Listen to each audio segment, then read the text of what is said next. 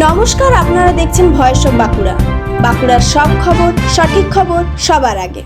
ममता दीदी मेरे बहन भी है, छोटे बहन है। पता नहीं मुझे कोई गुस्सा किए होंगे, इसीलिए वहाँ जाके प्रोग्राम करा। कोई बात नहीं, कोई गिला नहीं, कोई शिकवा नहीं। পশ্চিমবঙ্গ সফরে এসে একাধিক ইস্যুতে মন্তব্য করলেন দেশের রাষ্ট্রপতি দ্রৌপদী মুর্মু। শনিবার উত্তরবঙ্গের শিলিগুড়িতে নবম আন্তর্জাতিক কাউন্সিলের অনুষ্ঠানে যোগ দেন তিনি। তবে সেই অনুষ্ঠানকে ঘিরেই তৈরি হয়েছে নতুন রাজনৈতিক বিতর্ক। অনুষ্ঠানে বক্তব্য রাখতে গিয়ে মুখ্যমন্ত্রীর অনুপস্থিতি নিয়ে খানিকটা অভিমানের সুর শোনা যায় রাষ্ট্রপতির গলায়।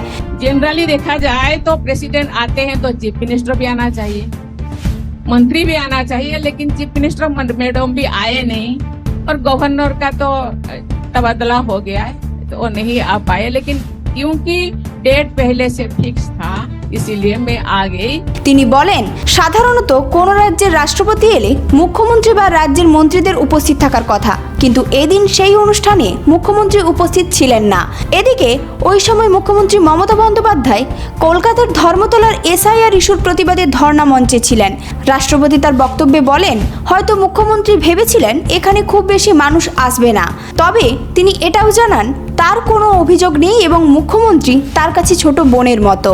এছাড়াও অনুষ্ঠানের আয়োজন এবং স্থান পরিবর্তন নিয়ে প্রশাসনের ভূমিকা নিয়েও অসন্তোষ প্রকাশ করেন রাষ্ট্রপতি। তার অভিযোগ, অনেক সাঁওতালি মানুষকে অনুষ্ঠান স্থলের বাইরে দেখা গেছে এবং তাদের ভেতরে আসতে বাধা দেওয়া হয়েছে বলেও মনে হয়েছে। আদিবাসী সমাজের উন্নয়নের বিষয়েও তিনি উদ্বেগ প্রকাশ করেন। এদিকে এই ঘটনাকে ঘিরে রাজ্যের রাজনীতিতে শুরু হয়েছে নতুন বিতর্ক। রাষ্ট্রপতির মন্তব্যের জবাবে মুখ্যমন্ত্রী মমতা বন্দ্যোপাধ্যায় প্রতিক্রিয়া দেন। তিনি বলেন, হ্যাঁ, আপনি কবে আসবেন, কবে যাবেন সেটা ইনফরমেশন আমরা পাই, সেই মতো আমরা চেষ্টা করি। কিন্তু রেগুলার যদি কোনোদিন ইনি আসছেন, কোনোদিন এ, কোনোদিন বি, কোনোদিন সি, কোনোদিন বি, কোনোদিন ই, আমাদের কি কাজকর্ম নেই নাকি? সারাক্ষণ আপনাদের পেছনে পেছনে লেজুর হয়ে ঘুরে বেড়াতে হবে নাকি লাটাই নিয়ে ঘুরতে হবে ঘুরি ওড়ানোর জন্য? রাষ্ট্রপতি যদি বছরে একবার রাজ্যে আসেন তাহলে অবশ্যই তাকে স্বাগত জানানো হবে এবং যথাযথ সম্মানও দেওয়া হবে।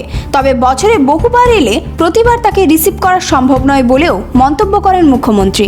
মুখ্যমন্ত্রীর এই মন্তব্যকে ঘিরে ইতিমধ্যে রাজনৈতিক মহলে আলোচনা শুরু হয়েছে। অনেকেই মনে করেছেন রাষ্ট্রপতিকে নিয়ে এই ধরনের মন্তব্য রাজ্যের রাজনীতিতে নতুন করে ঝড় তুলেছে।